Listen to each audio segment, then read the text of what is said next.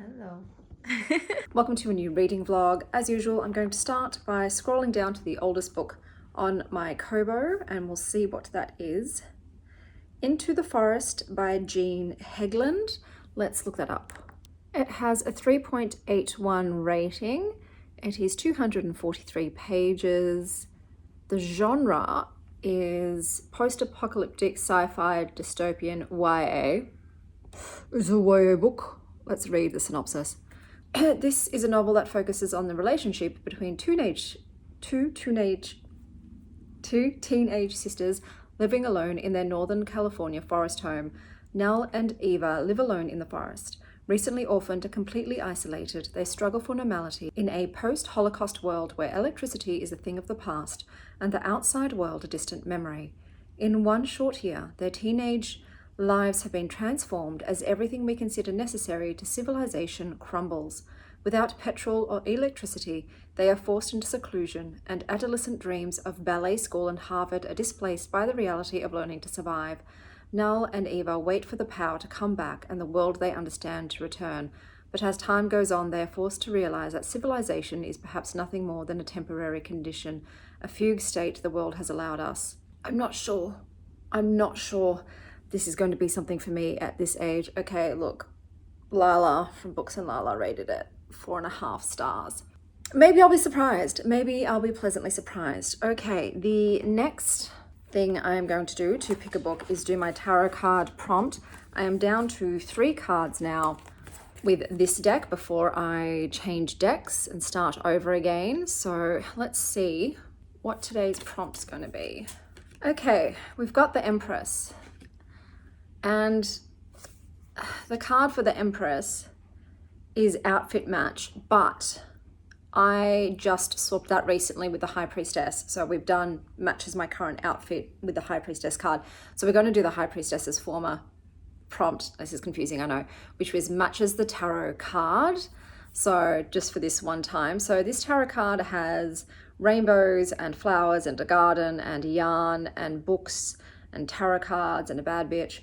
So let me find something. You know what? I actually know what I'm going to pick for this. It's reminding me a bit of this. So this is Thistlemarsh. I'll put the cover on there. It's a magical garden with flowers. We're going with Thistlemarsh as my pick for that prompt. Today, it's my best friend Kim's birthday, so I'm going out to brunch with her. And I'll see you next time.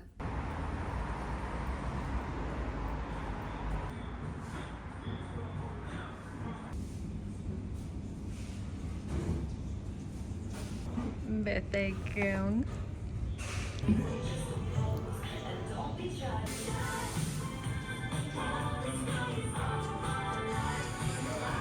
My kids love this song. So do I.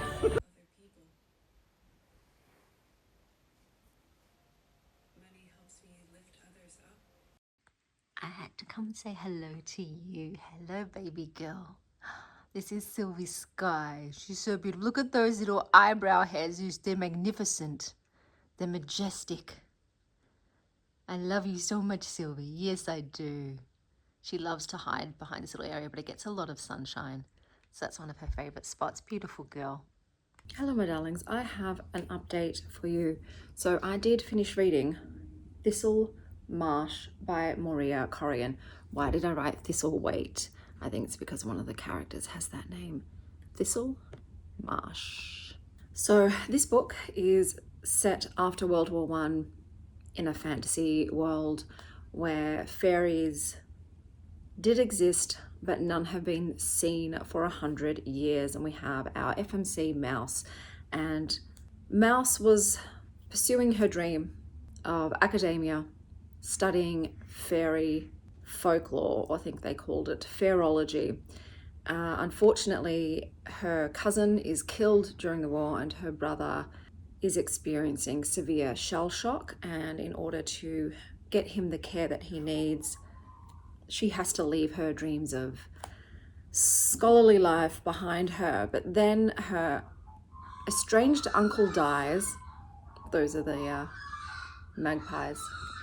Her estranged uncle dies and leaves her his manor, Thistlemarsh. Now, Thistlemarsh is no ordinary dilapidated fixer-upper. It has fairy magic imbued with it because the Dewhurst family made a deal with the Fairy King and they successfully tricked him. They were... One second, I'm just going to go see if they need some seeds. They've still got seeds left. They outwitted, outplayed, outlasted the Fairy King. However, now that he has died and he has named his estranged niece his successor, things have become precarious. Naturally, she goes back to the... Thanks, Blue. Goes back to the manor and learns that there are a few little addendums to the will. There's a few little criteria that she has to complete or she will be disinherited and have nothing, and her and her brother will be on the streets. So for her, she must complete a full renovation of the property in 1 month's time, not changing any of the furniture and core details of the house, keeping those heritage features, or she has to marry within 1 month's time. Otherwise, the entire estate goes to some shitty cousin who's not a good guy.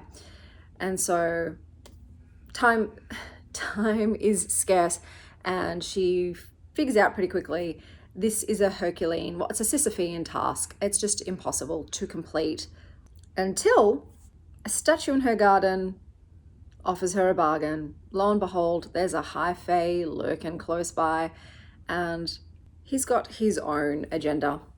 But he said, hey, maybe we can help each other. I will restore your family home to its former glory in 1 month's time for your pinky finger.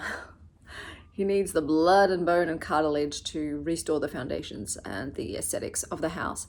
And Mouse, well, what other choices she got, really? And so a business deal is struck. Obviously there's romantic vibes between these two. It's a bit of a slow burn. You've got other interfering fae at play, shitty relatives who are money hungry, and a girl who has suffered grief and is still healing. I would say one of the main themes too is of home and belonging and rebuilding family and your identity and just your purpose, your passions, your calling in life. I ended up giving this a 3.25. It was fine. You know, it's nothing new that hasn't been done before. It's just a cozy, fae, English manor romantasy. It was a reminder for me though to work a bit more on my boundaries, which is something that I do struggle to do, being such a giver. But sometimes people who are very generous and kind can be exploited from people who just take. So I have to be a bit firmer with my boundaries regarding my resources and my energy and time. So it did remind me to do that.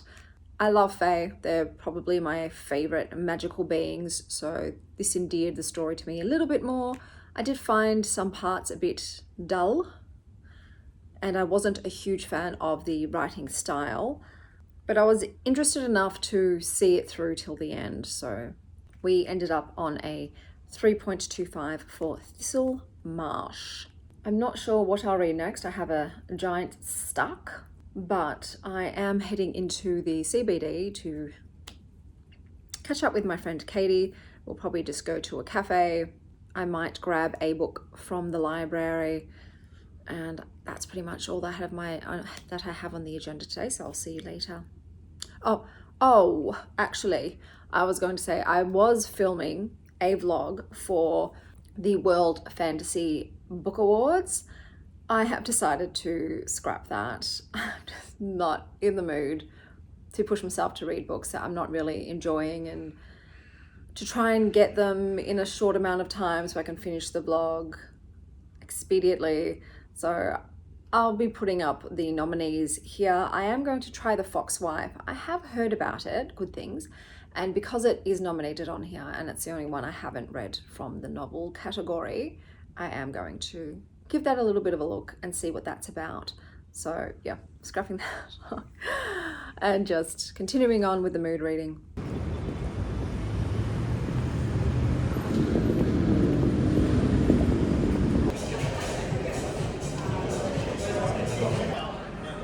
what they've got.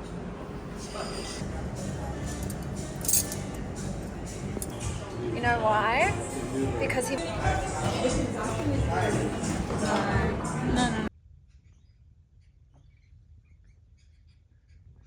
Guys, I'm like concerned for how Indy's gonna do high school.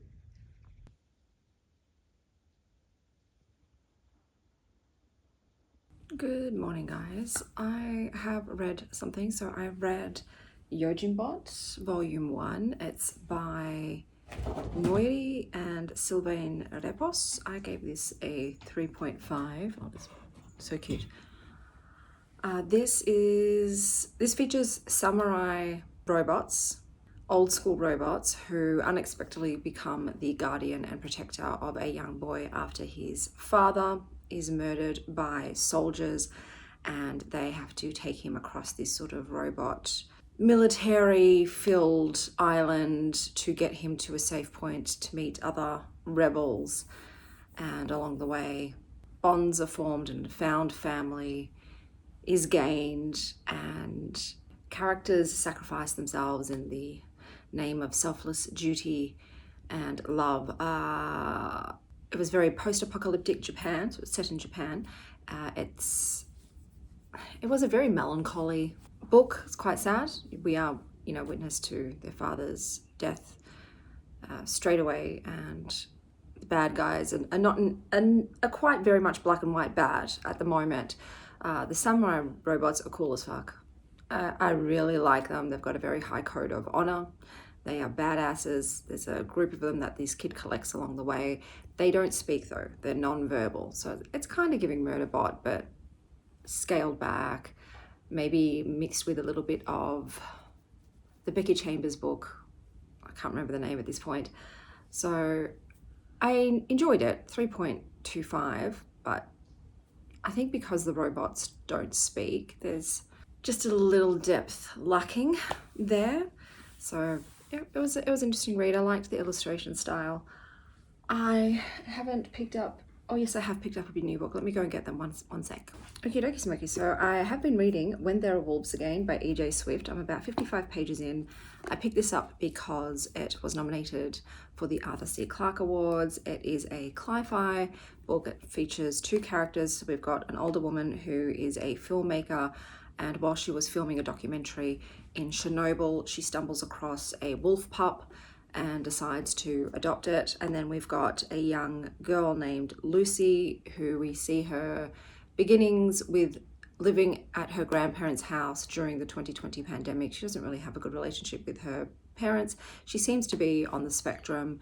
She forms a very close bond with her grandfather. Unfortunately, he does pass away very quickly, and she's sort of left with her grieving grandmother, and they end up bonding through their love of nature, and specifically, I think, swifts, a type of bird. We then go fast forward to the future. I think it's about 2070, and climate disaster has struck.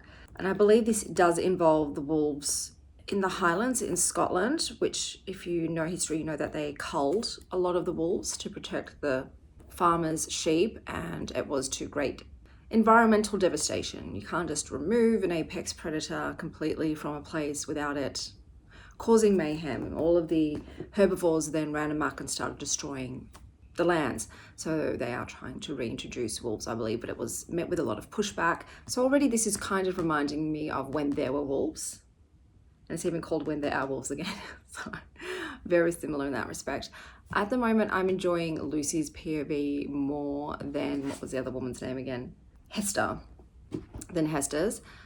So far it's okay. It's giving 3 to 3.5. I probably should DNF, but I'm going to give it at least 100 pages to see if it's grown on me a bit more, if I'm a bit more emotionally invested in it, because I don't want to end the book and give it less than a 3.5 star rating. It does a disservice to both of us, but I'll give it another 50 pages. And then I kindly got sent The Moon Papers by Emmalea Russo, which was very sweet. I was also sent her other book, Vivian, which ended up being one of my favorite books. Highly recommend. Also was obsessed with that cover. I love that this has a textured cover. I'm noticing that more. They're going with this very grainy matte, which feels really lovely on the skin. So this is The Moon Papers.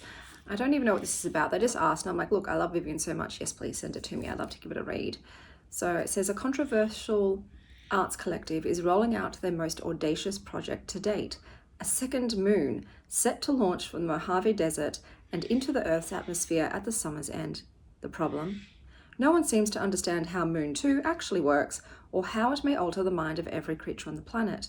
The project is classified, but a malcontent member of the collective, Dean, threatens their privacy with his secret long-distance relationship with an East Coast artist, Vesta Furio. Was Vesta one of the characters in Vivian? Their constant video calls allow him to escape the confines of this isolated desert compound while giving Vesta an escape from her marriage to an aging art gallerist who is spiraling down a rabbit hole of conspiracies surrounding Moon 2. It says it's a raucous, psychedelic, humorous meditation on artistic and mystical vision, surveillance, conspiracy, and what makes us human. So I am excited to give this a read. I wonder if this is going to be mixed media or mixed format like, oh, it is, like Vivian was. So we've got some transcripts here, which is always fun. I love a little bit of variation in text. So those are current reads of mine. I've been feeling a bit blah blah lately, just weird mental space. I could be that winter has come upon us, you know, so I've got the sads, but just having to watch and listen to myself every time I edit videos, it's cringing me out, bro. I'm kind of sick of seeing myself. And I thought, oh, I don't really want to anymore. I don't want to have to edit myself and watch myself and whatever else. But then I thought, well, if you stop doing all that completely, there'll be no channel and then you'll lose your community. And I was like, that would suck if that happens. So I'm trying to push past the ick factor for me at the moment with filming myself and watching myself and trying to maybe just think it's all just you. It's just, you're in your head. You're thinking too much about it. It's not that deep. Get over yourself, quite literally. You like what you've built here, don't throw it away. So I'm just pushing through, my dudes, just pushing through. But I have not read much at all this month. I've DNF'd a lot. I think we're at the 17th of June currently, and I have read 8 books, which for me is not much. So I'm just struggling to enjoy reading at the moment. And I know that I also am reading slower. I do have a lot of inflammation upload. I noticed just everywhere in my body. And you can even hear it in my voice just from going out yesterday. I have had a flare up. So I am going to, once it's school holidays and I actually have a break from looking after my kids for 2 days, so I'll have a 2-day break in the holidays, I am going to, lock in and try and get rid of some of this inflammation with some, dietary changes or some supplements or some lifestyle changes and see if it improves my overall well-being. So I'm just, it's a bit struggle city at the moment, but I'm just pushing through until the school holidays when I can get a little tiny bit of time off to focus on myself properly. But today I do have to go pick up a book that I ordered in at the bookstore. Besides that, I'm going to lay low because I've got a birthday, my ex-mother-in-law's birthday this weekend. I'm taking her out. And so I'm just trying not to do too much at all this week as well, because every time I do go out, at the moment, it's triggering a chronic illness flare-up for me. So I'm just obviously a bit more fragile than usual. I'm not as resilient body-wise. So yeah, I might try to have a quiet one, and I'm probably going to do this vlog for 2 weeks just so there's more books to talk about, because I just don't see myself finishing many books. I'm just, the brain power and the energy severely lacking. I've been napping every single day. I've been crashing, so just, gotta roll with the ebbs and the flows and the cycles, and just honor where you're at and support yourself accordingly. Freddo cappuccino. Okay, my lovelies, I'm back. So I bought myself a copy of Death and the Gardener. Whenever I get a 5-star read, I like to purchase them from Bluebell's trying to get to my cinnamon roll. Caught in the act. I like to purchase them from independent bookstores to give them the money. So a great non-fiction memoir, beautiful. I've decided I'm going to do the last 2 tarot card prompts because I want to go on to another deck. So we've got the Lovers and the Hermit. And the prompts for these, so the Hermit is Reddit, picks my book. So I'm going to go on to Books That Feel Like This. That's my favorite book recommendation subreddit. So I'm going to pick one from there. We'll do that in a second. And then I've got The Lovers, which is another fun one. It's based, this is a Goodreads prompt. So I'm going to go on Goodreads and I'm going to have two choices. I'm going to pick the last 5-star book I read and the last book I read. And I'm going to go onto their readers also liked these books based on this book and pick a book from there. So I'll have a look and pick which book, is it my 5-star or my last book options, and then pick one from the options there. So we'll do that in a second. I just have to go and run some other errands quickly and then I'll come back and we'll pick some other books for this mood reading vlog. Oh, Blue, no, don't come back again for it. Thank you, please. Okay, so we're back. Let's do the Books That Feel Like This. I am not going to sign in because I don't want you to say my stuff. So we're going to start by the newest. Sometimes if they've just been posted, they won't actually have many recommendations. Oh, fuck. First one is Darkish YA. Should I just skip that one? And then it's Dysfunctional Family, Grief and Motherhood. All right, I'll go with the top one. We'll start with the... All right, let's have a look. So we've got these pictures. Oh, they're going to give dystopian YA. Am I that interested in it? Should I choose one I'm interested in? Look, I'll see what the options are. Otherwise, I might choose an actual image that I am interested in. I think that would be the better one instead of just going for whatever's on the top. Animorphs. The Marrow Thieves, Beauty Queens, Tomorrow series. Yeah, look, let's plan for success. Let's go to one that I'm actually interested in. Look, I do like grief and motherhood in litfic, but dysfunctional families, I hate that. Maybe I should have just logged in. Oh, actually, no, I've got one there. I saw it. It was mermaids luring men to their death, and actually I wouldn't mind reading about that. So I'm just going to wait for that to load and then we'll see what the options are. I have read a few of those. I feel like Into the Deep will be on there. I'm just trying to think what else. All right, let's go into mermaids luring men to their death. So let's have a look at the images. We've got beautiful, creepy, vicious, gorgeous. Okay, let's see the recommendations. Into the Drowning Deep, yeah, by Myra Grant. That's what I meant. I knew that was going to be in there. What else have we got? Mermaids of Iriana Kwai. So that's an option. Lure by Tim McGregor. The Penguin Book of Mermaids. Mermaid Scar manga. Okay, Upon a Starlit Tide I have read. The Widows of Winding Gale. Look, there's a few. The Amalfi Curse. The Sirens, I've read that. Yeah, no. Circe, I didn't like that one. The Fisherman by John Langan. I did just watch that on Books and Lala, and my beautiful McKenna was on there as well. And she liked that one. Look, there's a few options. So I will go and see what my library has and I'll look all of those options up, and then I'm going to put up here what I've decided to go with out of those options. So that's sweet. And now we're going to do the Goodreads. So hold on, it's my magpies. I got to give them some seeds. Okay, I got them. Okay, so let's go into my books. Let's see.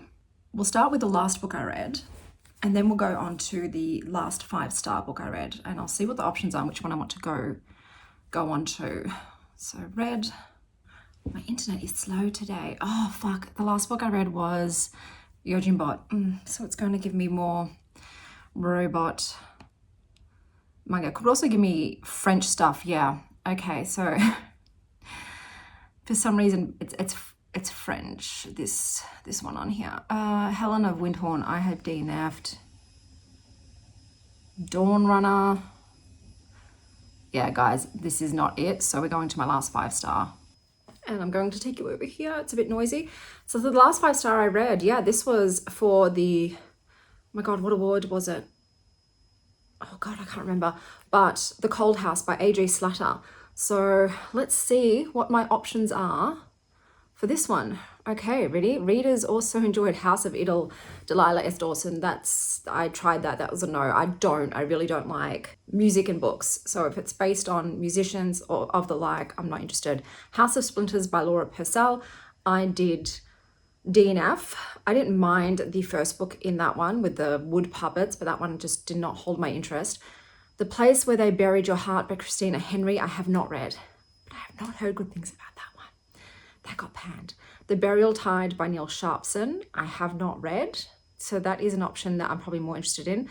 The Ghosts of Mary Hall by Heather Davey, I have no idea what that's about, so I'm going to read about these things in a sec. Wolfworm by T. Kingfisher, I DNF'd. That one just was really boring for me, and I don't love insects. Bodies of Work by Clay McCard Chapman, that had been on my TBR, but that subject matter is a bit too dark. I think it involves a lot of essay. There was a reason why I decided to remove that. Psychopath and Circumstance by Eden Royce was a really boring read, and I did DNF that one. I had a lack of world building, and the magic system was not explained. And then we've got The Caretaker by Marcus Cleaver, which I think I gave, oh my God, Blue wanted to come in. I gave that a low rating because I was just frustrated by the main character's incompetence. Do you want to say hello? Say hi to everyone. Hi. Okay, what else we got? The Last Witch, CJ Cook. Oh, I don't love CJ Cook. I don't love CJ Cook stuff. I'm not going to try that. Snake Eater by T. Kingfisher, I did love. I'm going to hop down a bit more because I was on my tippy toes. Oh, look, here's my torch/weapon in case I get broken into by teens wielding machetes. I feel like I can block a machete swing with that. Hello, Blue. And what else have we got? Yeah, Snake Eater. I really love that one. I had an older character, and I just love older baddies, I should say. We've got Japanese Gothic by Kylie Lee Baker, which I DNF'd. I found that really boring. On Sundays, She Picked Flowers by Yaya Schofield, I have not read. Humboldt Cut, a Redwood Gothic by Alison Mick, I don't know what that is. Tradwife by Saratoga Schaefer. I gave that a 3.5. I'm not really a horror thriller Tradwife person, but that was just a bit bonkers and went in a direction I was not suspecting, and I thought that was really good. The Witch of Willow Sound by Vanessa F. Penny, I have not read, but it has an animal, and I always worry about animals. Accumulation by Amy Pokwatka is on my TBR. What Stalks the Deep by T. Kingfisher, I tried it, DNF'd and decided not to go into that one. Okay, so let's narrow it down. Accumulation already, this is Blue. She's going for my goddamn cinnamon scroll again. That's a definite probably yes. It's already on my TBR. I already know what it is. Burial Tides. Let's look and see what this is about. 4.23. That's a really high rating. It's Creatures of Irish Folklore. Woman who can't remember her death on an eerily quiet island off the coast of Ireland. A woman with no memory claws her way out of the grave and back to life, but not everyone welcomes her return. Maybe. I have read a lot of like Irish folklore horror, so we'll see. The Ghosts of Mary Hall, 3.62. A mother and daughter are in a crumbling house haunted by the ghost of a girl who performed Victorian freak shows. It's like The Silent Companions. Okay, I'm going to skip that one because, to be honest, sometimes the Victorian stuff just doesn't hit as well. On Sunday, She Picked Flowers. What one was this about? 3.89.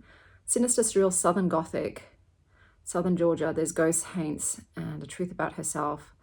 She thought she severed her abusive mother's hold on her. I feel like that's a bit heavy. We've got Humboldt Cut. Not heard of this. Jordan Peele and Jeff Vandermeer meet the Overstory in comedy writer's darkly humorous debut eco-horror novel. What? A black woman returns home to the redwood forest of Northern California to unearth monsters that lurk among the trees. Jasmine Bay is a nurse for a mental faculty. Okay, I don't love mental institutions in books. I'll see. That kind of intrigued me by the synopsis. The Witch of Willow Sound, 3.74. Our Wives Under the Sea, which was mid for me, and Once and Future Witches, which was also mid.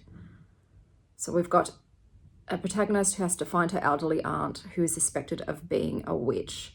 Look, maybe, man. And then Accumulation, what's he getting? 3.5. Ooh. This is not getting a lot. This is about a filmmaker turned housewife who moves into her dream house. Is she haunted or is the house haunted? Okay, is it supernatural or is it mental health issues? That's what that's giving me. What I might do is I actually might read whatever the sample online is of each of these books and then decide which one I'm getting. Accumulation is still on order. I'm first in line because I asked them to get that book. So I don't know how long. Obviously, I said I was going to give this reading vlog 2 weeks. I could get it in time. I could not. So that one is a bit of a risk. Whereas I'm pretty sure Witch of Willow Sound's out. Same as On Sunday She Picked Flowers and The Burial Tide. Christina, should I read that one too? I might read the Christina Henry as well. Humboldt Cut, I've not even heard of. So I'm going to, first of all, I'm going to look all these up to see, does my library have them? Are they available or on order? That is going to factor in as well. So they'll get like a bit of a boost point-wise, 1 point extra if they're available right now. And I'll get back to you and let you know which one we've picked for that final tarot prompt. Okay, so I just read The Place Where They Buried Your Heart by Christina Henry, and I read 2 chapters because that's what they allow me to do on preview, so I read both. It's about a house that everybody considers to be haunted, people go missing, people die there, yet it hasn't been condemned. They've just boarded up the door. But we have the main protagonist is a teenage girl and her brother is annoying her, so she dares him to go into this haunted house with his friends, and if he does, she will play with him. So he goes with his friends and he gets eaten by the house and one of his friends loses their arm. This girl does not seem to care what she has done. She complains that she's getting less attention because her mum and dad are so consumed by their grief over losing her brother, which is her own fault. I hated her.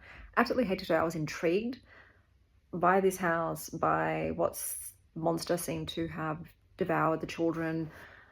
But then also I was like, why is this house not knocked down? And chapter 2 ends with her father going to burn down the house, and we're already told he dies. So another death because of this girl. But she's just one of those teenagers that doesn't care. She's a delinquent. She's getting into trouble. She's just being absolute menace and just feels like everybody else is to blame and she's a victim. No, I'm giving it a 6 out of 10 because I liked the other elements. I loved how quickly it got into action and it was full on. But I felt for that poor boy, and I hate this girl. And I've read books like this before with teenage protagonists that are absolute dicks and have no remorse, and I hate it. And this is meant to be an adult book. I checked. I was like, is this YA? No, it's an adult book, but it reads so YA because we're in the main protagonist's POV. So I'm giving it a 6 out of 10. I don't think it will win. So on to the next one. Okay, guys, really weirdly, my library doesn't have any of all these books, none of them. So the only 2 that my library has out of the rest of these are The Witch of Willow Sound and Accumulation. So I will read both of those, and hopefully one of those is better than the Christina Henry, and that's the one I'll read. But I was very surprised. 3 libraries, none of them have any of the other books. So let's see which book ends up being the winner. Okay, I read the first 7 chapters of The Willow Sound. Ooh, I'm so conflicted. So the first chapter, we have an elderly lady who I'm assuming is Aunt Madeline, and she's nailing a body to a tree and she sets it on fire, and then it was cool. It seems to be witchcraft involved. The way she was doing it was very ritualistic. And then we switch to the next protagonist, which is Phaedra. Oh, and I don't like Phaedra. So Phaedra, hey baby girl, hunts down pedos online. She's very much giving, I'm not like other girls, I'm a badass, everyone should be afraid of me vibes, which I don't love. So she gets a message from her mother saying you have to go back home, you have to visit Aunt Madeline. The police are saying she's missing. Make sure you don't let anybody into her house. You need to get there first before the cops look in her house. The way her mother talks doesn't feel very natural, the dialogue. Anyway, so Phaedra's like, I guess I better go. She abandons her car, starts walking. Men in a pickup truck warn her away from going there. Then they realize, oh shit, she looks like her. She looks like that crazy old lady at the end of the road. These are her woods. There's this weird thing, but she sort of, they go to menace her, and then she menaces them right back, and they're scared of her, and they scamper off, and she gets to the cottage, and she has this sort of standoff with a sheriff or whatever who's there, and is asking her questions. She's just sitting there. She's like, I'm not going to answer any of these questions. You don't intimidate me. And the sheriff's like, if you don't answer, I'm going to take you down to the station and you can sit in the cell until we answer questions. She's like, fine. I don't know anything. I don't know my aunt's birth date. I don't know anything. And it's cringing me out. The way that she's acting like she's this bad bitch is cringing me out. But I'm kind of intrigued by Aunt Madeline. So I'm like, how much can I stand Phaedra as a main character? Is it worth pursuing? I'm going to give it a 6.5 out of 10. And because my library has it, you know, I'll give it an extra point, 7.5. But actually, I don't need to do that anymore because I've narrowed it down to 3 options. But God, I hate her character. It's like, just get over yourself. You could be the baddest bitch in town, but the way she's acting is so arrogant and obnoxious that it's frustrating. And the way that her mother was talking was really cringe. So 7.5, I'm going to read Accumulation now. But yeah, it's 7 chapters of that book. Okay, I just read Accumulation. I read 4 chapters. I don't know. So we're starting off with this family that's just moved. The kids seem to be neurodivergent. Their son seems to have behavioral issues though. So he's got an unquenchable thirst. He's drinking water. The doctors are saying they don't know what's wrong with him. He chased the babysitter with a pair of scissors, saying that he was a monster that needs human skin to make clothes for his dolls. The mother was a former filmmaker who's also in grief over losing her childhood friend to a car accident. The dad's just super horned up and is constantly... But the opening chapter, they're making out. He's groping her, funneling her under her clothes in front of the children, and they've had sex already. It's weird, horny, but we're getting hints that their marriage was on the rocks and they've moved house to try and save their marriage, and they bought a house that's really wonky and weird, but it's Tennessee. That's the main character, the mother. It's her dream home. And the dog is digging up weird shit like a creepy doll, and now her and her husband are playing this game where they keep hiding the doll to try and scare each other. It does feel off. It feels weird. I don't know how I feel about it. I'm not sure. Probably going to give it a 6.5. I'm not connecting to the characters whatsoever. Tennessee also feels off to me. She feels a bit detached. I don't like the horniness in this aspect either. The kids are clearly needing help. They keep saying that they will go and take him to a psychologist. I'm like, when though? Because even his teachers at school are commenting on his behaviour. They've set up cameras to track the kids to try and understand the unquenchable thirst for water as well. I don't know. I think I'm going to go with Witch of Hollow Sound, even though I hate Phaedra. But I liked her aunt, the very brief bit we got of her, but I just love elderly women protagonists, especially witches. So I'm going to go with Witch of Hollow Sound, because also I don't know when Accumulation actually is going to come in. I will continue reading it once it comes in, but it's a bit of a weird one. So we're going with Witch of Hollow Sound. First time any of my cats has groomed the other cat. None of my cats are like super bonded. They don't fight, but they're not very close. So I'm hoping this means that maybe these two are going to be besties. Hello lovelies. I don't have time to do a book review right now because I am heading out to take my ex-mother-in-law out for her birthday for dinner, but the audiobook that I lent my voice to for one of the stories, Myth Lab Theories of Plastic Love by Jack Scully, came out today. So in case you missed it in my little community post, I did audio narrate a book, and it's something I've thought about, audiobook narration. However, I think I'd prefer to audio narrate non-fiction because I don't have a lot of confidence in my ability to do accents, different voices. So I might think about it in the future, but it was fun just to do this little project and to flex my audiobook narration muscles. So that was out today. Okay, I'm back again because my mum just came and dropped off a package for me. So a while ago, a lovely man named Kevin said, hey, I'm going to get some books signed by Matt Dinnerman. could I send you the latest book in the Dungeon Crawler Carl series by Matt Dinnerman, signed? And I said, that would be lovely. So here it is. So Kevin is a bookseller. They've been a bookseller for 46 years. They have a Facebook page called The Bookcase, and they have an Insta and TikTok, which is at Kevin's Bookcase. I'll put the details down below. They're also getting a website set up. So thank you so much, Kevin, for getting me the latest in this series and a signed copy. I appreciate it.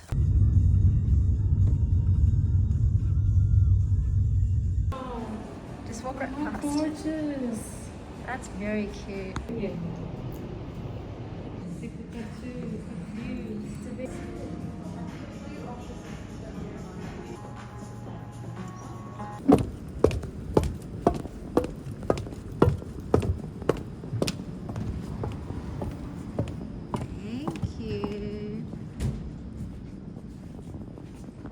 Okay, let's see what we're gonna have. We have mains. Bake. Thank you very much. Thank you. Nice to see you.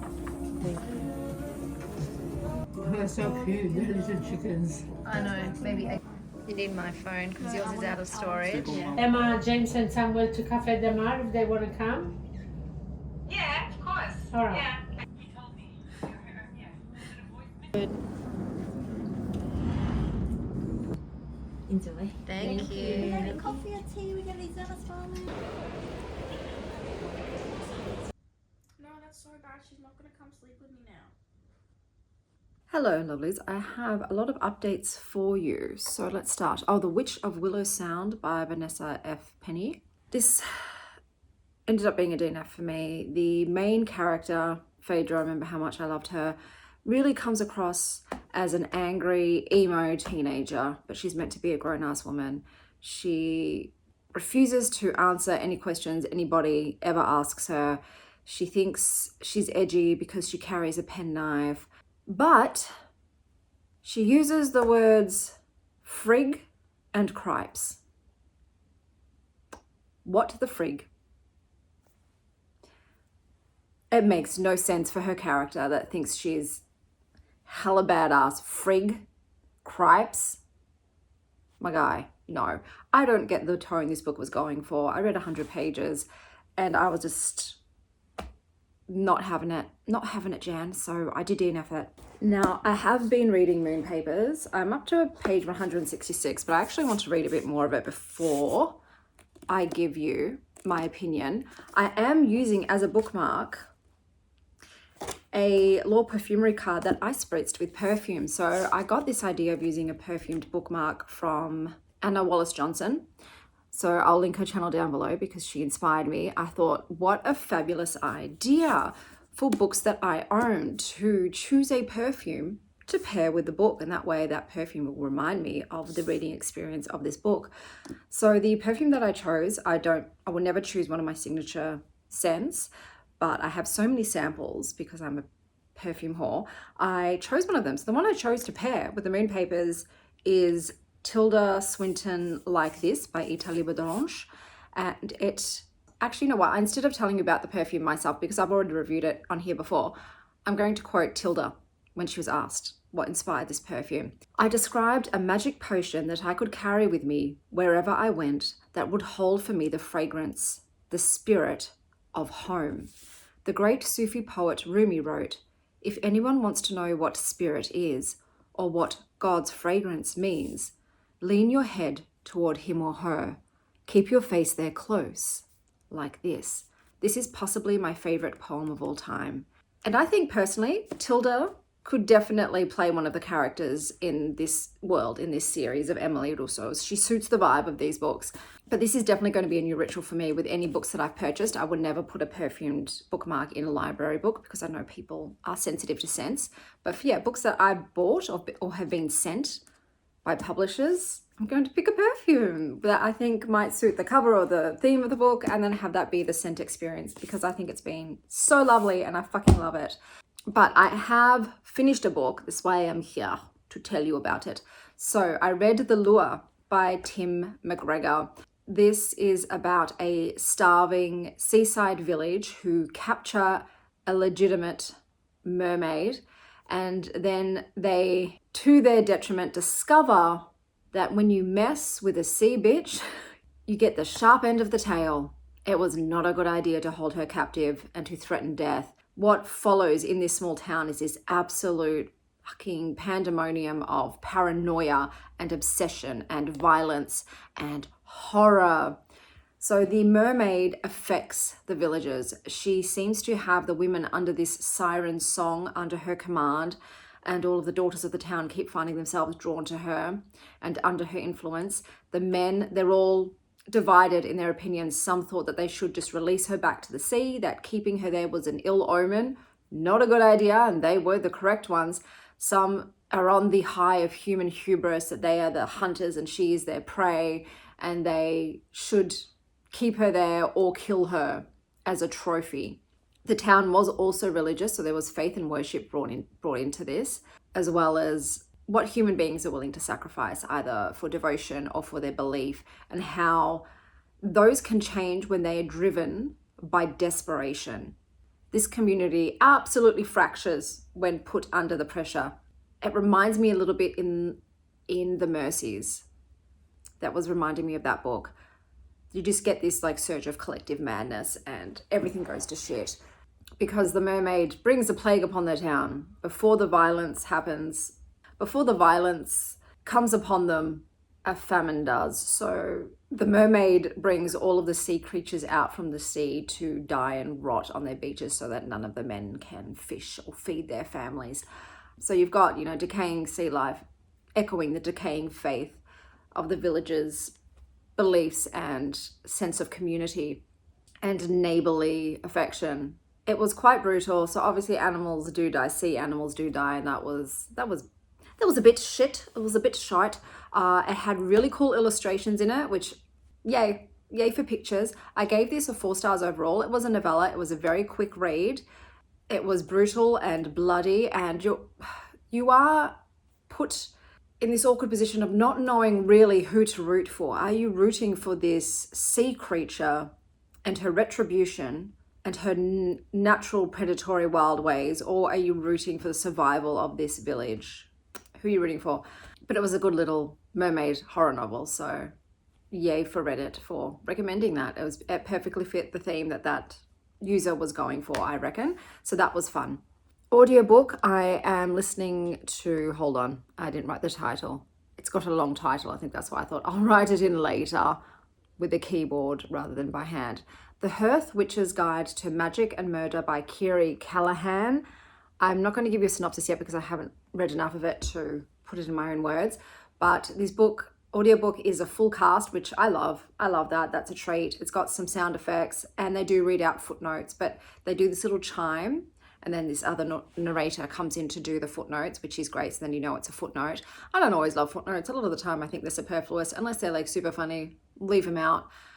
There was a funny mention though. So far it seems to be like there's these fey-like creatures, and there was one prisoner who was a changeling and she was sentenced to 500 years. However, they need her help with solving a crime, I believe. So they've reluctantly released her from prison, and she's a smart-mouthed rebel with an aversion to authority, and I think she's teamed up with her brother.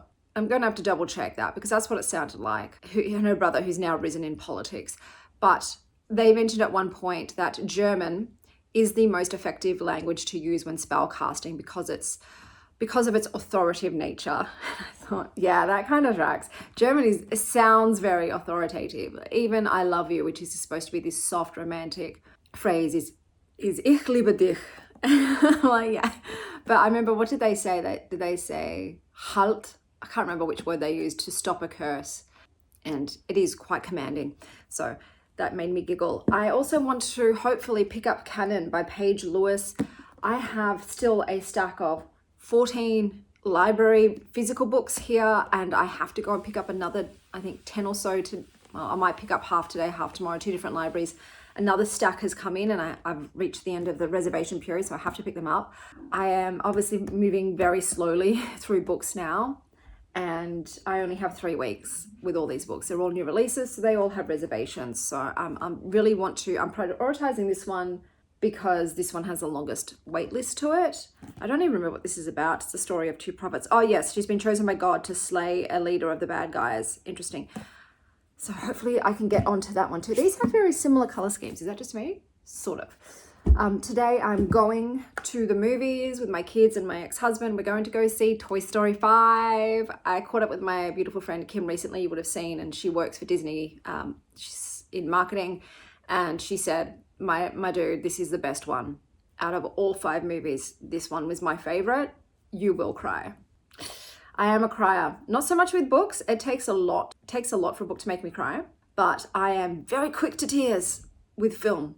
So fast. I will cry very easily. It's a running joke in my family. If there's any emotional scene, the kids snap their heads to me to see, is mummy bawling? And most likely I am, especially with kids movies that involve mothers and children. So no makeup on my face. I put mascara only on my upper lashes because I'm aware that I'm just going to wash it all off. But I am really excited, and I probably should go in with no expectations or low expectations, but nah, bruh. I'm going in with it up here, and I hope it surpasses that. But I should hopefully, if I get out of the movies in time, see you later with a library haul. The movie was great. I did not cry as much as I thought I was going to. For me, the scene that got me was when Jessie was reading the text messages that the other girls had left on Bonnie's group chat. That hit me in the feels. And a little bit when Jessie revisits a tree and finds a treasure. So it was a good movie. It just didn't hit me emotionally as much as I was expecting, but good movie, good time. And I did hit one of the libraries because I had to come home and get some help putting Nova's little flower on. So Nova has anxiety and she sucks her tail, but she started pulling out her fur, and she pulled her skin out along with her fur, just a whole chunk, pulled the whole thing off.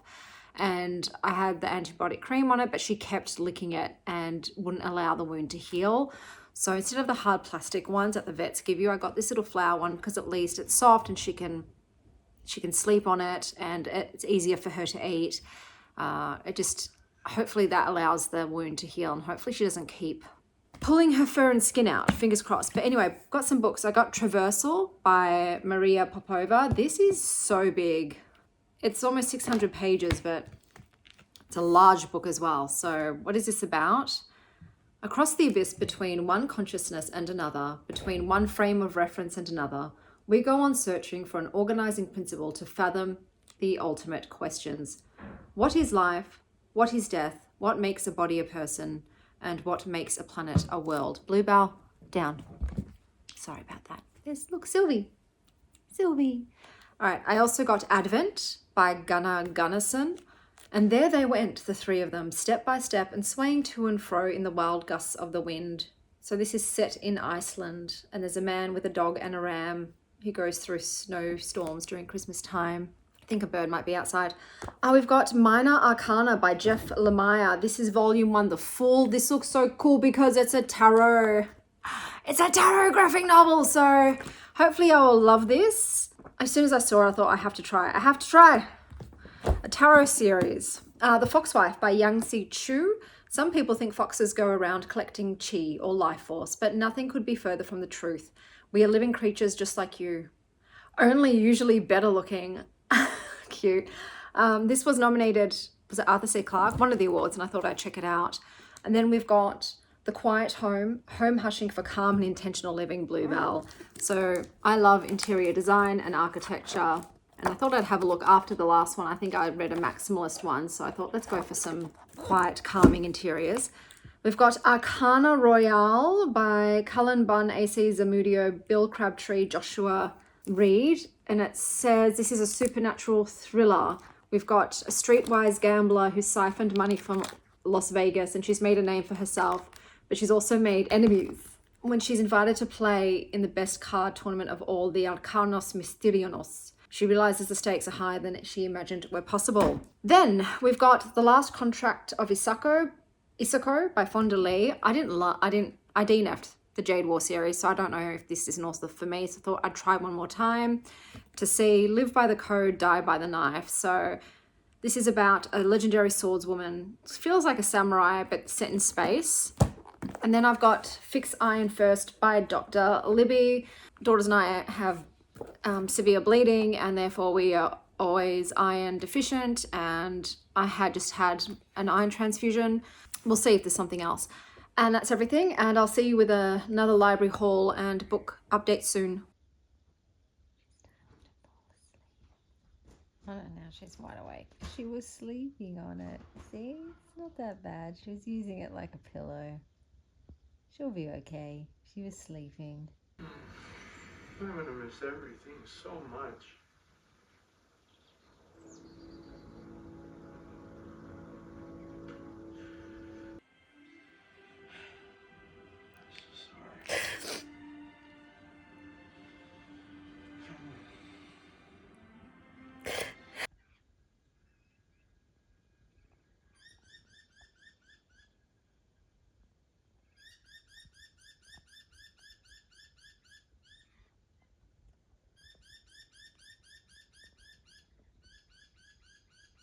Hello lovelies, I have some updates for you. So I did watch Widow's Bay. So this is a TV series about an island town that is cursed.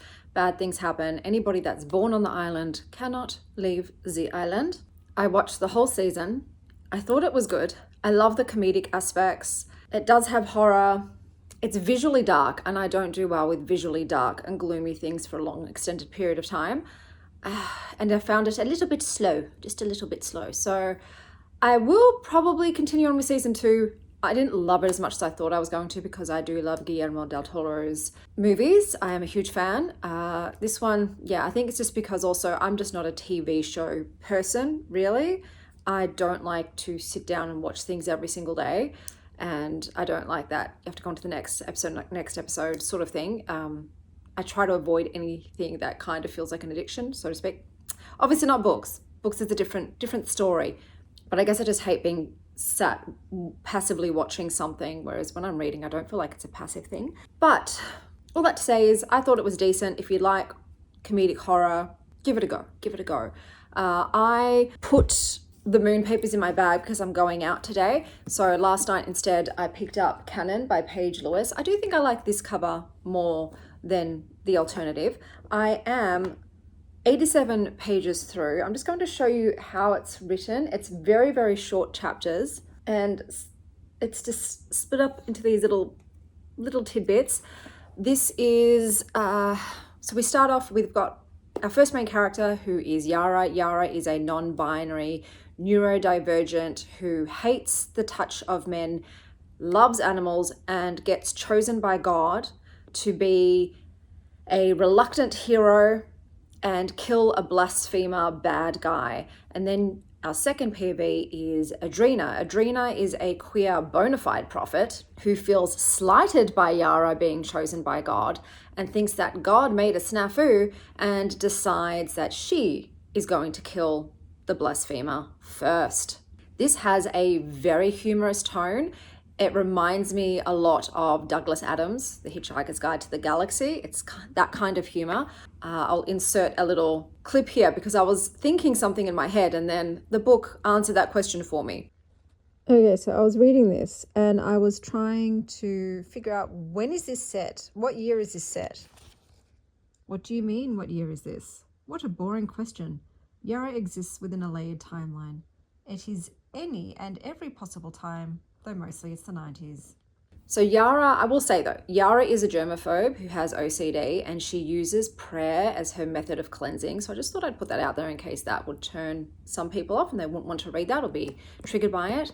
But it feels like an absurdist fantasy. It is very heavy on the humor. It is bizarre. It's done in this very chaotic way of storytelling, which is more about character than plot. It's obviously very queer. It feels like this sort of classic hero's journey, but done in this surreal, darkly funny way, which is also very unpredictable. But at the same time, I'm really enjoying it. It's working for me. I think this will be a very divisive style of storytelling, and not everyone will like the flavor of this book, but I do. I find it interesting. I find it different. It's chaotic, but at the same time, I'm enjoying what I'm being told. There's a lot of existential questions being brought up, especially about obviously God. God is very much a dude bro. He's a dude bro God. And destiny and purpose and what makes someone worthy. Why did God choose Yara? Because Yara's OCD with using prayer as cleansing made her noticed by God because she was incessant with her prayers constantly. And so he was like, okay, I'm going to use this weirdo somehow. And he chose her as his new prophet to fulfill his divine ordain to kill someone who is sort of speaking badly about God. So we'll see how it goes. I hope it doesn't tire me, this style, and I finish it. It's one of those things where I'm not quite sure how I'm going to feel about it at the end. There is no rating so far. I am in limbo, no man's land. I am just Alice falling down the rabbit hole trying to get her bearings. So yeah, 87 pages in, I just sped through it because it's very easy to read because of the very, very short chapters and the way they're written. There's a lot of spacing in the lines, but this is a long book, 464 pages. So I'm glad I got onto it though. And I will be reading the Moon Papers while I'm out. So I'm going to try and sell some more clothes. I'm going to that swap place, which you would have seen previously in my vlogs, except I'm going to the one in Collingwood because it's just much more convenient for me. I can drive there.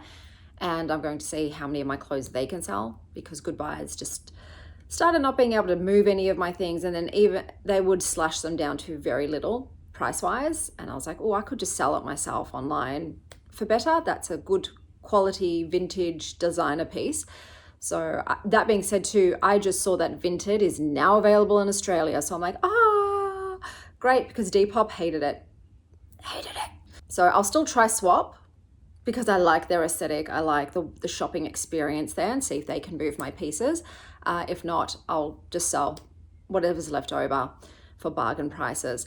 Because your mama needs some cash. So that also, 75% of that goes back into my thrifting budget. And I love thrifting new pieces. This is new. Well, not new. It's pre-loved, but it's new to me. This is by Redone and I love it because it's winter here, guys, and I want to be warm, but I also want to be cute. Probably go to a cafe. I'm thinking Alimentari because I love the vibe and the aesthetic, and I might even pick up some goodies from Smith & Deli, which is a vegan cafe, which is probably the best vegan place in my opinion in Melbourne. So I can get some goodies for V and myself, and then go to the library to pick up the remaining books that I did not get yesterday. And speaking of books, library books, so Nova was wearing the cat cone because she has anxiety and she used to suck her tail, and then remember when she licked her boobies so badly, I had to take her to the vet and to put cream on them. She pulled out the chunk of fur and I put the cone on her. It healed really well in that one day. However, I woke up to her having urinated all over a stack of library books because I keep them in a bag on the floor by the door. And so that's going to cost me a pretty penny because I'm going to have to pay to replace those books. And there were a lot of books in there. So I was like, okay, message received, Nova. Message received. I took the cat cone off her and immediately she went and licked her wound raw again. So then I thought, what else can I do? Can I try something else? Because I don't want her pissing on my stuff. The whole house smells like urine right now. And so I stuck a Band-Aid on. Obviously some of it had to go onto her fur. She ripped that off within the hour. So I'm going to also hopefully go out and buy a self-adhesive bandage. I'm just going to bandage her up like a mummy. I just need her to leave it alone for 3 days so it heals. And so I don't have to spend hundreds and hundreds of dollars at the vet because she's got an infection that needs medication. And I just hope she doesn't do that again. That was horrific seeing. I saw this chunk of black fur and I picked it up and all of the flesh was still attached and I was like, oh my God. And then I saw it on her and I was like, why? I get pulling the fur and sucking on things, but your flesh, bro, dude, too far. So that's on the agenda today. I'll see you soon. I don't know what this is about.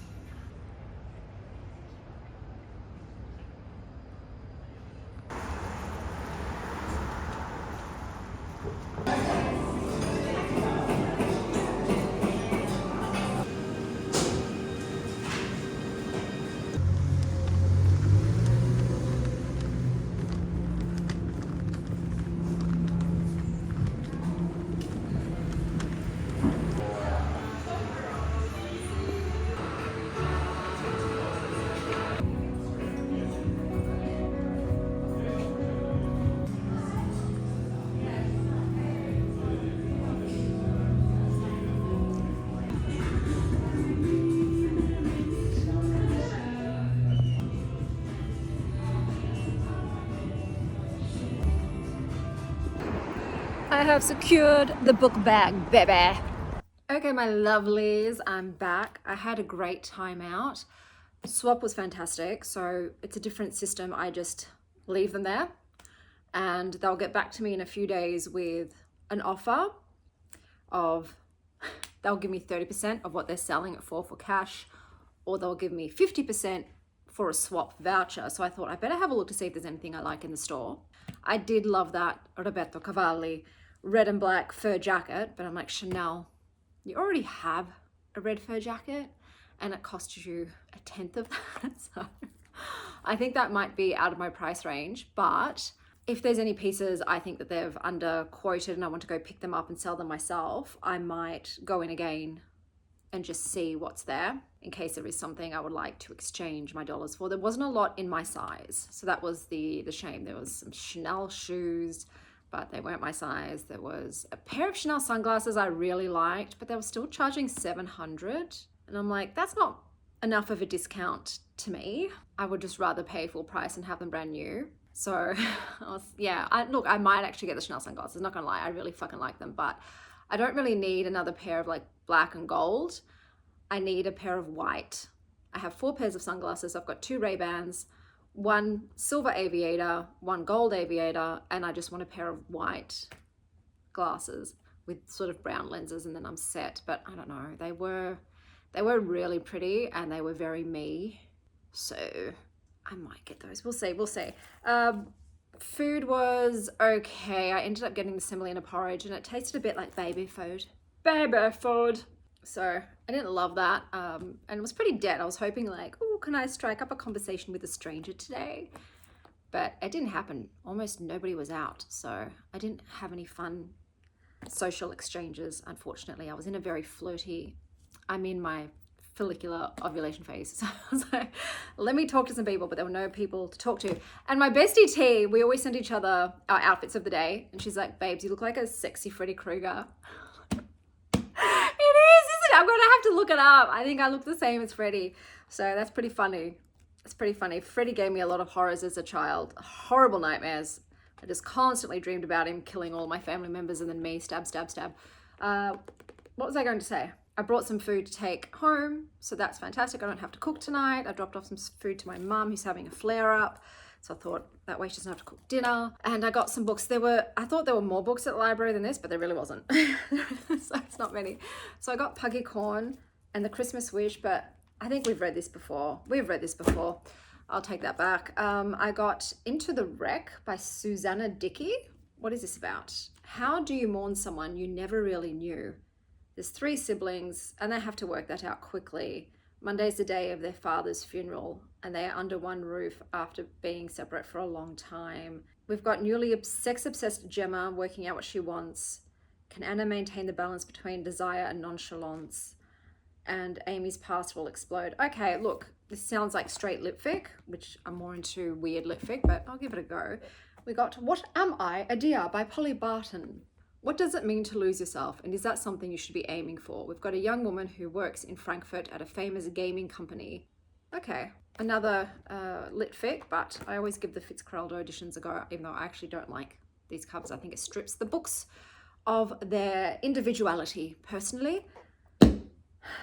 I've almost finished The Moon Papers.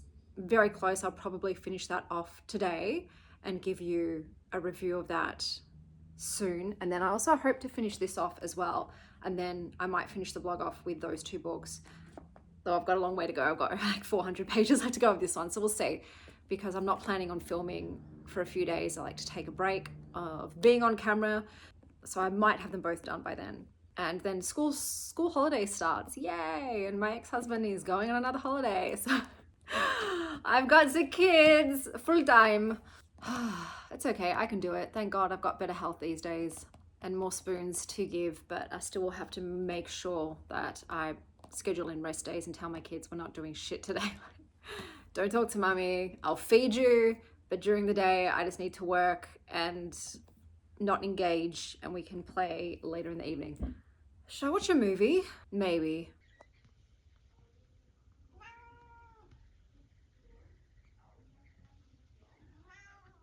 I know, so many birds. Good morning, lovers. I have some updates and I'm going to finish the vlog off here. Yay. So I watched voicemails for Isabel. This is about a woman named Jill who is leaving voicemails for her deceased sister, and a real estate agent ends up listening to them because it's his new work number, and he kind of falls in love with her over listening to her talk to her sister, and he kind of low-key stalks her and they date, and obviously shit hits the fan when she finds out that he's been listening to her comments to her sister. I thought it was it's a sweet rom-com. It's nothing amazing. It did hit me in the feels though when her sister did die from a long illness. So I'm giving it a 3.75. It was cute. It passed the time. And then I did finish reading Canon by Paige Lewis. So to refresh your memory, in this book, we follow Yara, who is a reluctant hero prophet that has been chosen by douche god to kill a powerful bad guy. And then we also have Adrena, who is a legitimate prophet who is chasing her divine daddy's approval, and their quests collide. The themes in this, faith and doubt. So the characters are both God's chosen ones, and they are questioning what they believe and whether they believe in God's idea of purpose and morality and justice. There's also a little bit of chosen family and belonging. So both Adrena and Yara find friendship, some find love. My favorite relationship in this was with Yara and the whale. How big? Oh, the whale. How big? My cutie, my bestie. I will say that there are a lot of trigger warnings in this. Let's start with animal death, eating disorders for show, and SA. So wasn't expecting that in this kind of quirky, humorous book. Also a lot about healing after harm and after trauma. Yara has an abusive father, and she makes a choice at the end of this novel as her way of being able to continue to exist in a world. I'm just trying to keep it vague, but yeah, a lot about identity and transformation. It's about becoming someone new because the old version of you can no longer continue to survive.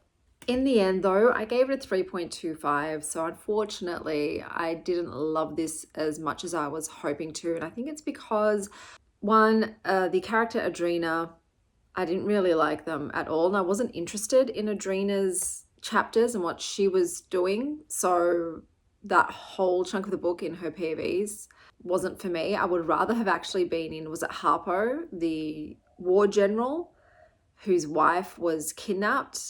I found them more interesting than Adrena.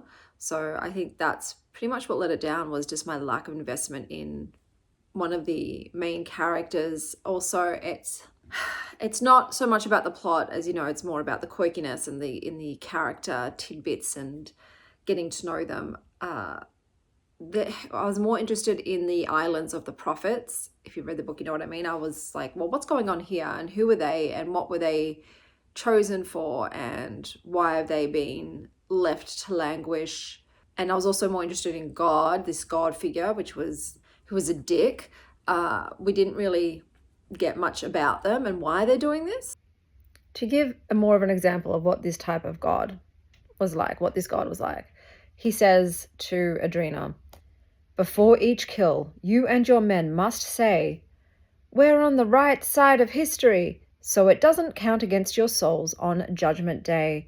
If you're in a hurry, you can use the shortened wash.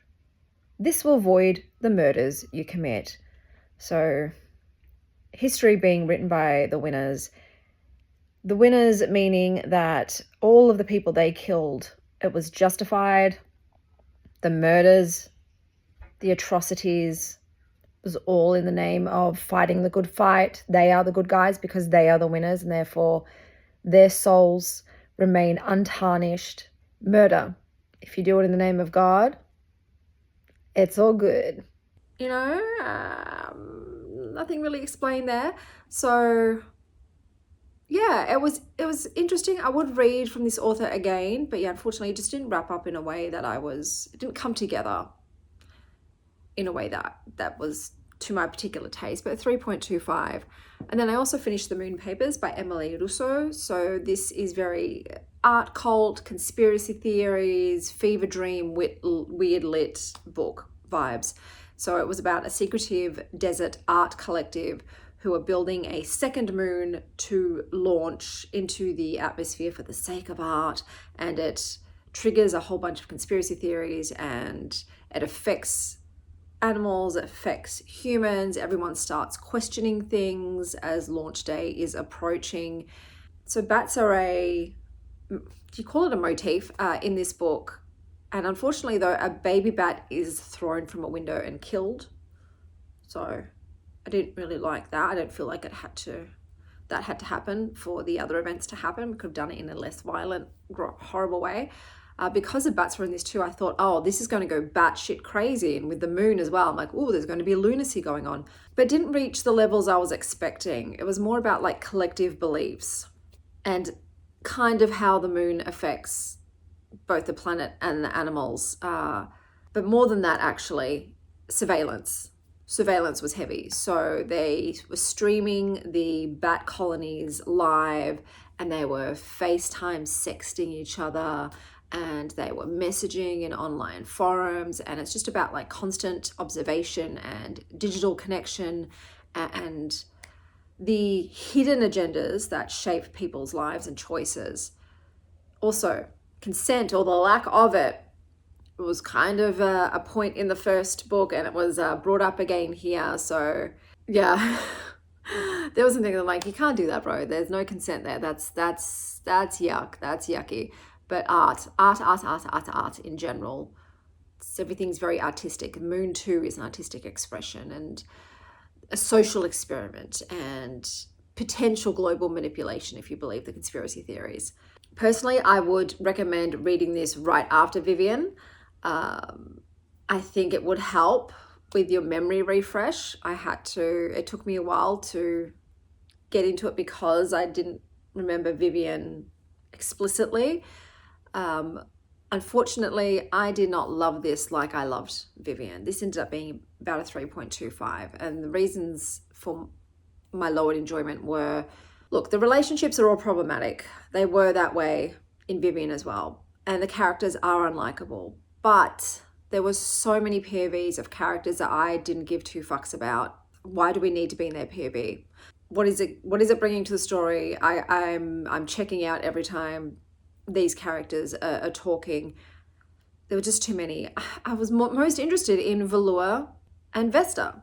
So the two female artist family characters from the first book, and they're very weird and eccentric and enigmatic, and yet we spent very little time in their POVs and more in the time of and more in other men's POVs, and that's what killed it for me. I also wasn't interested in Moon 2. The whole thing around Moon 2, I was like, I don't care. I really don't care if this is a conspiracy theory, if the conspiracy theorists are correct and this is a form of mind control, or this is going to fuck with the animals and the planet. I don't care. I didn't care. I like the bats, wanted to know more about the bats and just more about the women and their relationships and their internal thought processes and why they're doing the things they're doing. They ended up being too enigmatic because we just don't know the motivations and the reasons behind a lot of the things that they do. The ending in this makes me feel like the author wants to write another book. I don't think I would read it. I think I'm done here. Like I really loved Vivian. I thought that was fantastic, and it was shocking, and it was interesting. This one just didn't work for me as much, unfortunately. So 3.25. And I'm going to finish this vlog off here. So let me sum up everything I read. So Thistlemarsh by Moorea Corrigan, I gave a 3.25. HGTV Fairy Edition. Yojimbot Volume 1 Metal Silence by Noidi and Sylvain Repos, 3.25. The future is broken, but at least the robots have honor. The Lure by Tim McGregor, which I gave 4 stars and was my favorite read of this reading vlog. The Seafood Fights Back.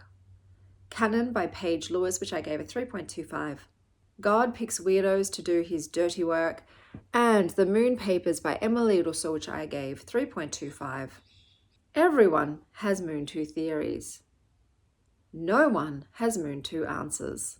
And those are all the books that I read for this reading vlog. If you've watched this whole vlog from start to finish, leave me a mermaid emoji down below. And until next time, stay wild, Star Child.